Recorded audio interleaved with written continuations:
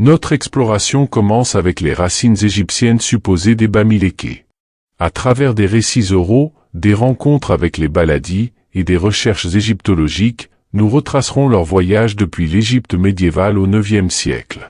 Une division en plusieurs groupements au XIIe siècle a donné naissance à des dialectes dérivés, chacun portant l'empreinte de leur histoire commune.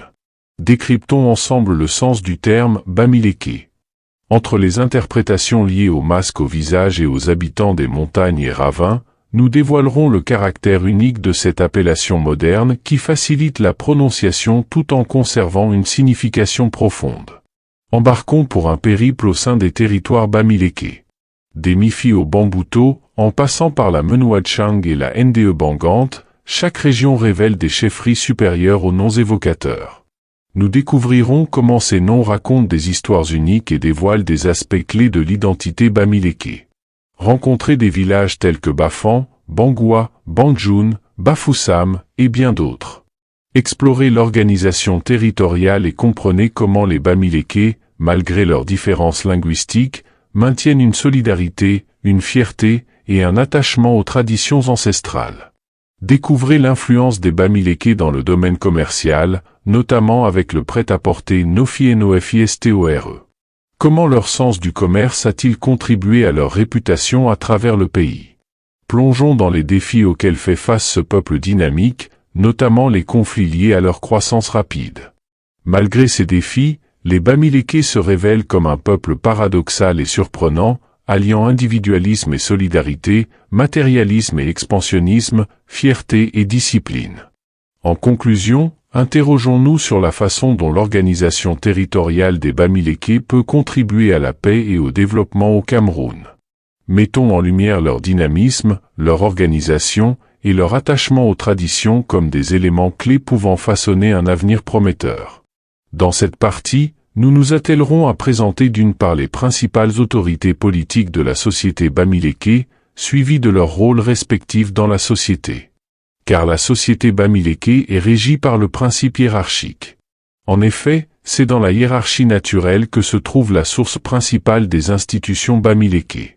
Cette société est subdivisée en groupements dans lesquels se retrouvent les quartiers et sous-quartiers, les chefferies et sous-chefferies, tout ceci selon un ordre précis et bien défini, dans lequel chacun a son rôle à jouer et reste à sa place sans toutefois s'interférer dans celui de son voisin. Ici, nous nous attarderons dans la présentation des autorités administratives et politiques du village, ceux-là qui veillent à la protection de la société Bamiléké.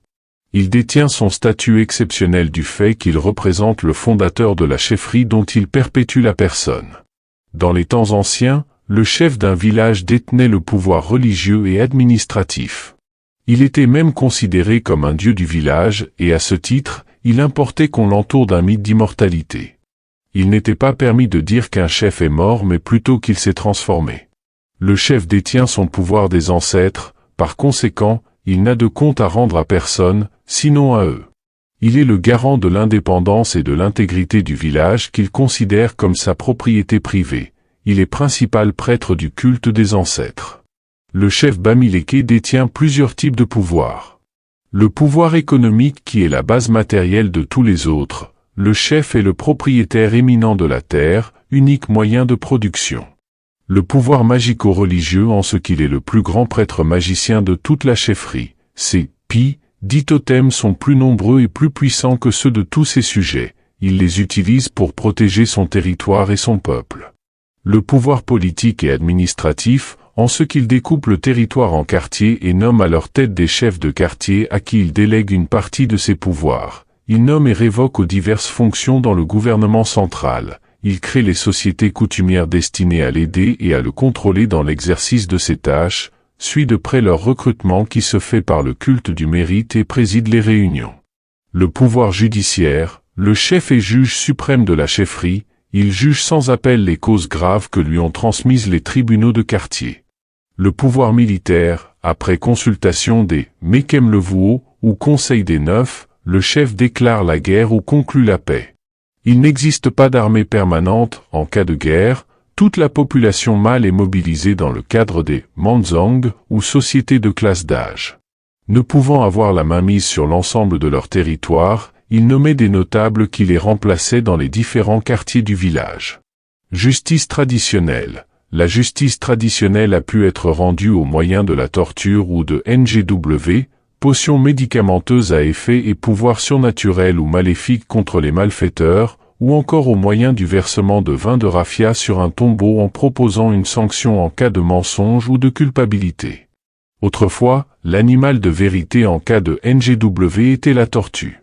Après les déclarations d'innocence jurées par les parties en présence, celle-ci se dirigeait vers le menteur, et sa culpabilité était ainsi consommée. L'organisation sociopolitique